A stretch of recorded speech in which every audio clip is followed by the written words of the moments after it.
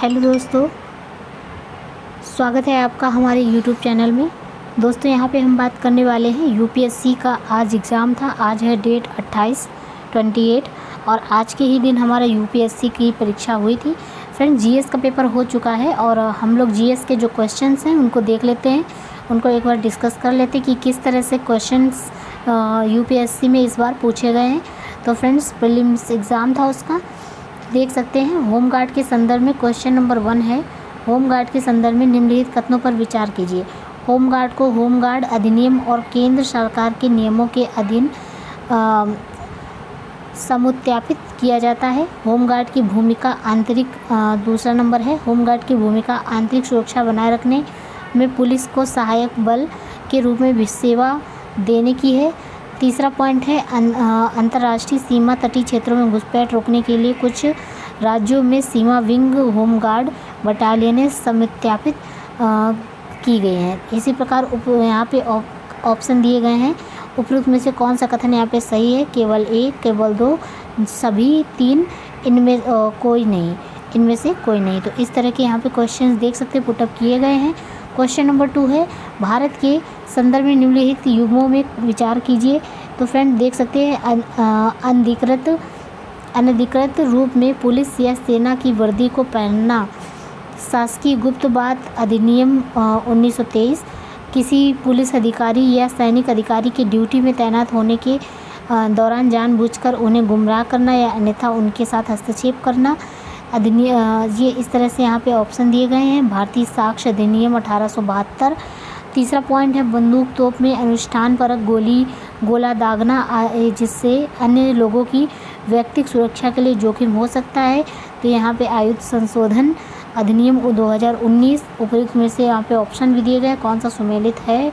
केवल एक, केवल दो, ये सभी तीन, इनमें से कोई नहीं। तो इस तरह से यहाँ पे आप देख सकते हैं क्वेश्चन पूछे गए हैं इस बार परीक्षा में यूपीएससी की। और तीसरा क्वेश्चन है आपके सामने स्क्रीन पर, निम्नलिखित युग्मों में विचार कीजिए। प्राय समाचार में उल्लिखित होने वाले क्षेत्र हैं समाचारों में होने के कारण बताने यहाँ पे। तो उत्तरी किबू एवं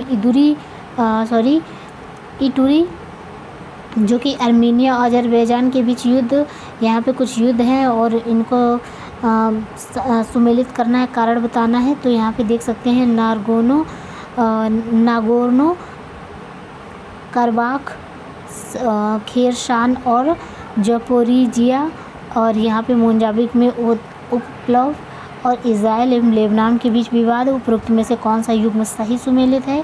तो केवल एक, केवल दो, सभी तीन, इनमें से कोई नहीं। निम्नलिखित में कथनों में विचार कीजिए। क्वेश्चन नंबर 4 है, इजराइल ने कुछ अरब राज्यों के साथ राजनयिक संबंध स्थापित किए हैं। कथन 2 कहता है, अरब शांति पहल सऊदी अरब की मध्यस्थता में से इजराइल और अरब लीग के बीच हस्ताक्षरित हुआ है। तो कथनों में से इनके बारे में कौन सा सही है बताना है। कथन 1 और कथन 2 दोनों सही हैं और कथन 1 सही व्याख्या करता है। कथन 1, 2 दोनों कथन ही सही हैं, परंतु इसकी जो व्याख्या है दोनों की वो गलत है। और उपरोक्त में से एक सही है, दूसरा गलत है, और दूसरा गलत है और पहला गलत है, दूसरा सही है। इस तरह के ऑप्शन से यूपीएससी हमेशा देता है, जैसा कि आप यहाँ देख सकते हैं। खेलों के संदर्भ में निम्नलिखित युग्मों में विचार कीजिए। क्वेश्चन नंबर 5 है, मेजर ध्यानचंद खेल रत्न पुरस्कार किसे दिया गया है? किसी खिलाड़ी, मतलब क्यों दिया जाता है यहाँ पे ये बताना है। किसी खिलाड़ी द्वारा पिछले 4 वर्षों की अवधि के दौरान सबसे शानदार और उत्कृष्ट प्रदर्शन के लिए दिया जाता है। अर्जुन पुरस्कार किसके लिए दिया जाता है? और द्रोणाचार्य पुरस्कार और राष्ट्रीय खेल प्रोत्साहन पुरस्कार किसके लिए दिया जाता है? तो इस तरह से यहाँ पे देख सकते हैं ऑप्शन दिए हैं और इनको आपको सही सुमेलित करना है। सुमेलित करने के बाद आपको सही आंसर यहाँ पे टिक करके बताना है कौन सा ऑप्शन एकदम सही है। इसी प्रकार यहाँ पे देख सकते हैं गेम से टोटल ये करंट अफेयर बेस्ड पेपर रहता है। आप जितनी ज़्यादा से ज़्यादा करंट अफेयर से अपडेट रहते हैं तभी आप ये पेपर निकाल सकते हैं। तो देख सकते हैं यहाँ पे क्वेश्चन नंबर 6 है, 44वें शतरंज ओलंपियाड 2022 के बारे में निम्नलिखित कथनों पर विचार कीजिए। यह पहली बार था जब शतरंज ओलंपियाड भारत में आयोजित किया गया था। इसके अधिकृत शुभंकर को तंबी नाम दिया गया है। ओपन सेक्शन में जीतने वाली टीम के लिए ट्रॉफी मंचिक कप होती है? महिला विभाग सेक्शन में जीतने वाली टीम के लिए ट्रॉफी हैमिल्टन रसेल कप होती है। तो उपरोक्त में से कौन सा कथन यहाँ पे सही होगा? ऑप्शन इसी प्रकार दिए हैं, केवल 1, केवल 2, तीनों सही हैं, सभी 3, केवल 3 सही हैं और सभी 4 सही हैं। इसी प्रकार क्वेश्चन नंबर 7 आप देख सकते हैं, यहाँ पे स्क्रीन पर है। समाचारों में उल्लिखित संघर्ष का क्षेत्र। आपको डेली यहाँ पे यूपीएससी देने के लिए समाचार को एक एक हेडलाइन रीड करना होगा, बहुत इंपॉर्टेंट होता है।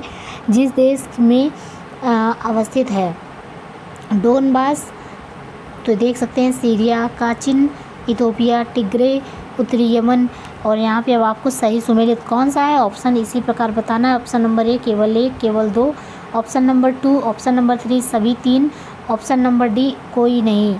ठीक है, तो हाल के वर्षों में चाड, गिनी, माली और सूडान निम्नलिखित में से किस एक कारण से अंतर्राष्ट्रीय ध्यान आकर्षित किया, जो इन सभी देशों में संबंधित है? दुर्लभ मृदा तत्वों में समृद्ध निक्षेपों की खोज, चीनी सैन्य बेस का स्थापित होना, सहारा मरुस्थल, दक्षिणामुखी प्रसाद, सफल तख्ता पलट। क्वेश्चन नंबर 8 है आपके सामने। अब हम लोग देख लेते हैं क्वेश्चन नंबर 9। निम्नलिखित भारी उद्योगों पर विचार कीजिए। उर्वरक संयंत्र, तेल शोधक कारखाने, इस्पात संयंत्र। अब इनमें से बताना है, उद्योगों पर विचार करना है। तो उपरोक्त में से कितने उद्योगों में विकार्बनन में हरित हाइड्रो की महत्वपूर्ण भूमिका होने की अपेक्षा है? केवल 1, केवल 2, सभी तीनों, उपरोक्त में से कोई नहीं। तो इस तरह के क्वेश्चन पुटअप करता है, आप देख सकते हैं यहाँ पे। G20 के बारे में निम्नलिखित कथनों पर विचार करना है। Question number 10। तो G20 समूह की मूल रूप से स्थापना वित्त मंत्री और केंद्रीय बैंक के गवर्नर द्वारा अंतर्राष्ट्रीय आर्थिक और वित्तीय मुद्दों पर चर्चा के रूप में की गई है और डिजिटल सार्वजनिक बुनियादी ढांचा भारत की G20 प्राथमिकताओं में से एक है। तो यहाँ पे भी इसी प्रकार ऑप्शन दिए हैं, केवल 1, केवल 2, ऑप्शन नंबर सी है 1 एवं 2 दोनों, और ऑप्शन डी है ना तो एक ना ही दूसरा। इसी प्रकार हमारा क्वेश्चन नंबर 11 है, भारतीय इतिहास के संदर्भ में अलेक्जेंडर री और A.H. Longhurst, Robert swell, James Burgess और वाल्टर इलियट किस गतिविधि से जुड़े हुए थे? पुरातात्विक उत्खनन, औपनिवेशिक भारत में अंग्रेजी प्रेस की स्थापना, और देसी रजवाड़ों में गिरजाघरों की स्थापना, औपनिवेशिक भारत में रेल का निर्माण। और इसी प्रकार क्वेश्चन नंबर 12 है, निम्नलिखित युग्मों में से कौन सा यहाँ पे विचार करना है, कौन सा सही सुमेलित है? तो बेस नगर आप देख सकते हैं किस लिए फेमस है, किस लिए जाना जाता है? भाजा किस लिए जाना जाता है? सित्तन वासल किस लिए जाना जाता है? बेस नगर आप देख सकते हैं शैव गुफा के लिए, या फिर बौद्ध गुफा मंदिर के लिए, या जैन गुफा मंदिर के लिए। तो इस प्रकार चीज़ों को सही सुमेलित करना है। यहाँ पे केवल 1 सही है, केवल 2 सही है, सभी तीनों सही हैं, एक भी सही नहीं है। इस तरह के क्वेश्चन यूपीएससी हर बार पुटअप करता है फ्रेंड, जैसा कि आप देख पा रहे हैं। क्वेश्चन नंबर 13 है, निम्नलिखित कथनों पर विचार कीजिए। कथन 1 है 7 अगस्त को राष्ट्रीय हथकरघा दिवस के रूप में घोषित किया गया है। सेकंड है कथन नंबर 2 है 1905 में इसी दिन स्वदेशी आंदोलन शुरू हुआ था। तो यहाँ पे आपको सही ऑप्शन बताना है कि कथन 1 और 2 दोनों सही हैं और व्याख्या भी सही है, कि कथन 1, 2 दोनों सही हैं पर व्याख्या गलत है। Option number 2। Option number C है 1 सही है परंतु दूसरा गलत है। ऑप्शन नंबर डी है 1 गलत है परंतु दूसरा सही है। भारत की ध्वज संहिता 2002 के अनुसार भारत के राष्ट्रीय ध्वज के बारे में निम्नलिखित कथनों पर विचार करना है। भारत के राष्ट्रीय ध्वज का एक मानव आमाप 600 किलोमीटर से 400 किलोमीटर है। ध्वज की लंबाई चौड़ाई का अनुपात 3:2 है। तो ये यहाँ पे देख सकते हैं किस तरह से क्वेश्चन पूछे गए हैं। तो ये देख सकते हैं ऑप्शन उसी तरह है, 1, 2 दोनों सही है और व्याख्या सही है, और 1, 2 दोनों सही है, व्याख्या गलत है। और यहाँ पे 1 सही है, 2 व्याख्या गलत है, यहाँ पे 1 गलत है और व्याख्या सही है। इस तरह से क्वेश्चन यहाँ पे पूछे गए हैं फ्रेंड्स। क्वेश्चन नंबर 15 देख सकते हैं आप, संविधान दिवस के बारे में निम्नलिखित कथनों पर विचार करना है आपको। नागरिकों के बीच संवैधानिक मूल्यों को संवर्धित करने के लिए संविधान दिवस प्रतिवर्ष 26 नवंबर को मनाया जाता है। 26 नवंबर 1949 को भारत की संविधान सभा ने भारत के संविधान का प्रारूप तैयार करने के लिए डॉक्टर भीमराव अम्बेडकर अध्यक्षता में प्रारूप समिति की बनाई गई तो इस प्रकार से यहाँ पे क्वेश्चन आप देख सकते हैं। ऑप्शन उसी तरह सेम है और निम्नलिखित कथनों पर विचार करना है। स्विट्जरलैंड मूल के आधार पर स्वर्ण के अग्रणी निर्यातक में से एक है। स्विट्जरलैंड के पास विश्व का दूसरा विशालतम स्वर्ण निश्चय रिजर्व है। तो इस तरह से क्वेश्चन पूछे गए हैं। ऑप्शन उसी तरह से हैं जिस तरह से पहले डिस्कस किया था मैंने। यहाँ आप देख सकते हैं कि निम्नलिखित कथनों पर विचार कीजिए। हाल ही में क्वेश्चन नंबर 17 है कि संयुक्त राज्य अमेरिका और यूरोपीय संघ में व्यापार और प्रौद्योगिकी परिषद प्रारंभ की। और दूसरा कथन है संयुक्त राज्य अमेरिका यूरोपीय संघ यह दावा करते हैं कि वे इसके माध्यम से तकनीकी प्रगति और भौतिक उत्पादकता को अपने नियंत्रण में लाने का प्रयास कर रहे हैं। तो इस तरह के ऑप्शन सेम रहेंगे, ठीक है।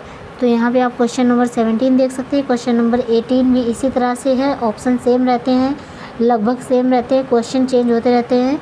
वस्तु के बौद्धिक निर्यात में भारत का निर्यात 3.2% है। तो भारत में कार्यरत अनेक स्थानीय कंपनियों एवं भारत में कार्यरत कुछ विदेशी कंपनियों ने भारत के उत्पादन एवं आधारित प्रोत्साहन प्रोडक्शन लिक्विड इंसेंटिव योजना का लाभ उठाया है। इसी प्रकार क्वेश्चन नंबर 19 यहाँ पे आप देख सकते हैं। निम्नलिखित कथनों पर विचार कीजिए।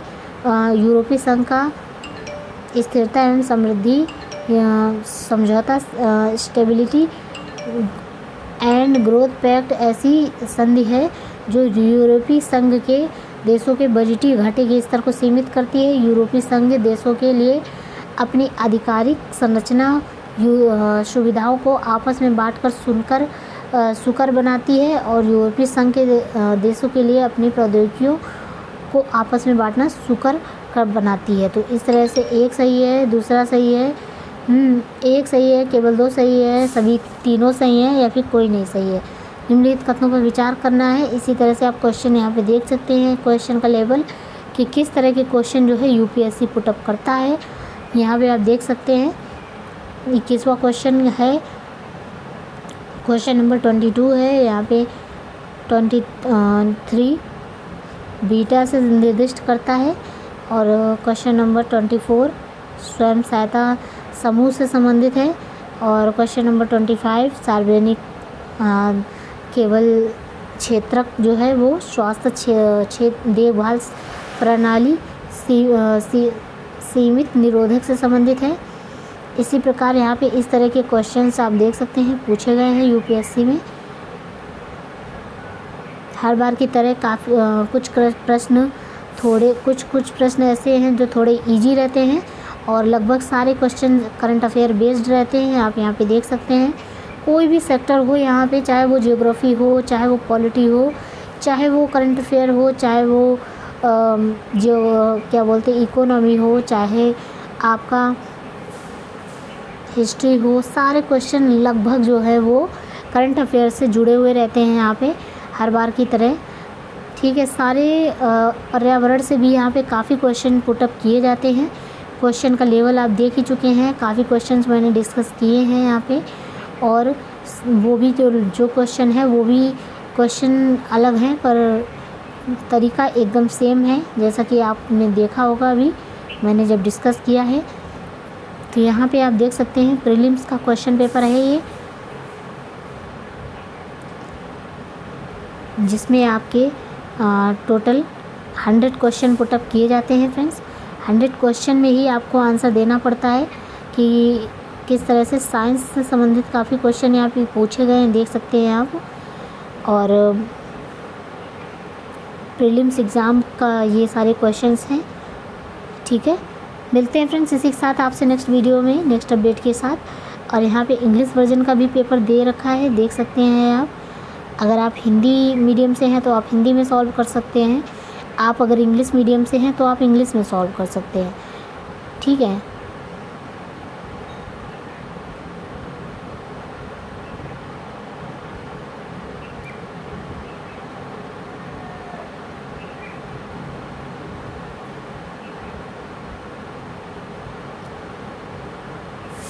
क्वेश्चन का लेवल तो आप समझ ही गए होंगे फ्रेंड्स कि किस तरह का क्वेश्चन हमारा यूपीएससी पूछता है।